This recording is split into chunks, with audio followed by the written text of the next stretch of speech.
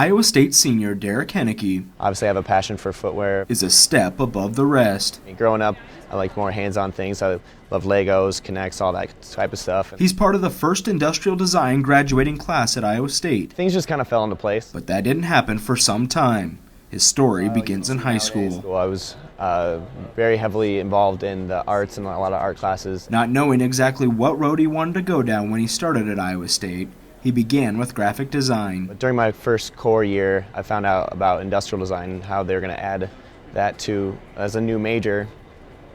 And it seemed a little more appropriate for me. So he made the switch. I didn't know how to get into designing or creating shoes. But it didn't take long for him to find out. If there's a will, there's a way. After all, he had to chase after his passion, which began at a young age. My obsession with shoes basically started with, you've seen the movie Sandlot, obviously everyone's seen it, where he pulls out the shoes at the end, guaranteed to make him run faster and jump higher. Derek's journey here at Iowa State has taken him all over the world, starting in Rome. Designing products for packaging, for food.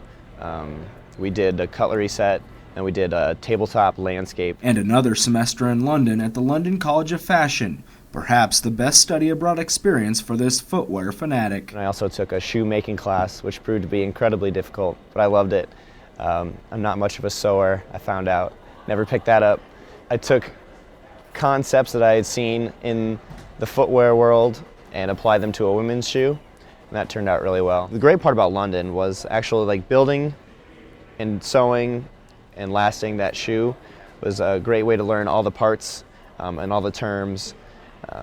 So that really expanded my knowledge as far as what to look for in shoe qualities as a buyer.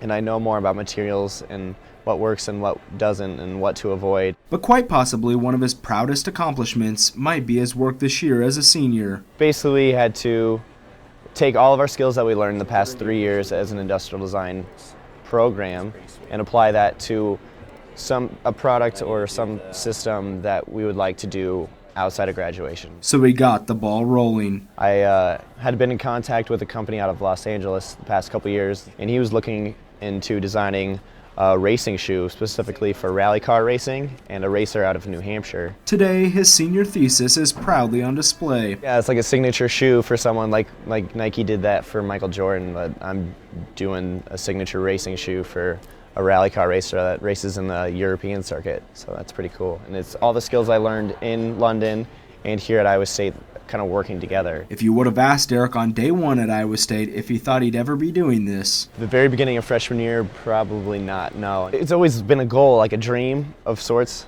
Obviously it's not huge, but it's a great starting point. Sometimes I can't believe I'm really doing it. You could say Derek's a whole different walk of life. Right now I have right around 50 pairs of shoes.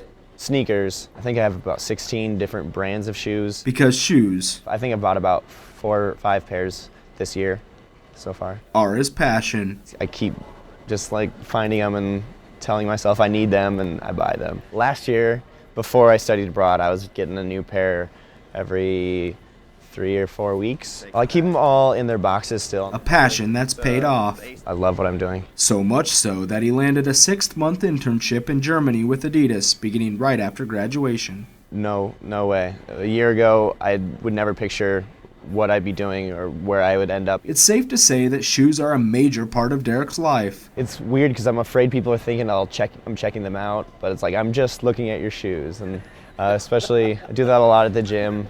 See like the performance footwear and what brands are really standing out and what technologies are really working. While he has his favorites, There's a pair of LeBron 9 basketball shoes. like the famous ones from the movie Sandlot. That movie is actually 20 years old this year, and they just released a pair of PF Flyers just off the movie. I snagged a pair. They're pretty great. Or others. I actually camp out for a pair of shoes. For 12 hours. It came in a wooden box, 1 of 100 in the whole world, and I got the number 5. I was 5th in line, so that was pretty cool. He also has his not-so-favorites. Crocs.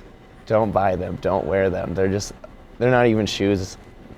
There's a few other brands that I really don't want to offend anyone. I don't want to say anything I don't. There might be someone here that's wearing them now, and it's just There are a few. Derek's hoping his extra efforts will one day help him land his dream job. I'll tell everyone that I want to work for Nike someday, like design shoes in their innovation kitchen.